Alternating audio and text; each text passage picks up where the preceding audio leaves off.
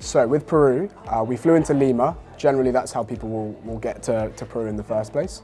So we had one full day. Essentially, that's kind of recovering from jet lag, just mooching about the town. It's a huge city, but generally the main draw of Peru is outside of the big cities. So Lima's fine for a day. Then we flew over to Cusco. So Cusco is probably my favorite part of Peru. I was actually in Cusco for a few days, and then you kind of use that as a jumping off point to go to Sacred Valley and to do Machu Picchu. Cusco, I think, doesn't get quite enough credit for how the town is itself. So not just kind of going there to access Machu Picchu, but actually Cusco itself is amazing. Surprisingly good nightlife in Cusco, and also street food and things like that. I think a lot of people shy away from delving into street food in new countries, but actually in Peru it's amazing. And then, as I say, use that as a jumping off point. The Sacred Valley, all of the kind of Inca history that you've got out there is amazing if that's your kind of thing. So going out there to see the Inca ruins and the temples that they have. Obviously a lot of hiking as well. So Cusco will be the jumping off point for Rainbow Mountain, which is a hike kind of nearby, as well as doing the Inca Trail or just getting the train to Machu Picchu. If you decide to go for the train route, you get a drive to Ollanta Tambo, which is one of the kind of ruins in the Sacred Valley, and then a train kind of panoramic windows and everything over to Aguas Caliente, which is the town at the bottom of the hill from where Machu Picchu is. A really lovely town in and of itself, so if you don't decide to do the Inca Trail or one of the hikes, you're not missing out. Aguas Caliente has a lot to offer. It also has hot springs and things, so we were sat in the hot springs having a beer, which was pretty special, and then got up early the next morning to do Machu Picchu. Obviously Machu Picchu itself is incredible. Again, history and the architecture from the kind of Inca times. And then eventually you kind of work your way back to Cusco.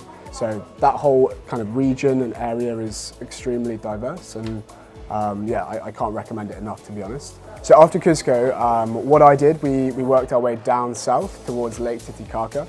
Generally in Lake Titicaca, people will stay in Puno, which is the Peruvian side of the lake. It's one of the highest lakes in the world, altitude-wise. So similar to Cusco, you'll be kind of accustomed to the altitude there. Puno was amazing for food and drink. So it was the first place I ever tried a pisco sour, which is the Peruvian kind of national cocktail there. Really, really lovely. And it's also famous for the Uros Islands, which are where people live on these kind of floating hay bale islands on the lake. Really, really cool. So you can do a day trip out there, see how they live life out on the lake, which is amazing. I also had incredible seafood out there as well. So I'm not really a big food guy, but I was taken aback by how amazing the food was out there.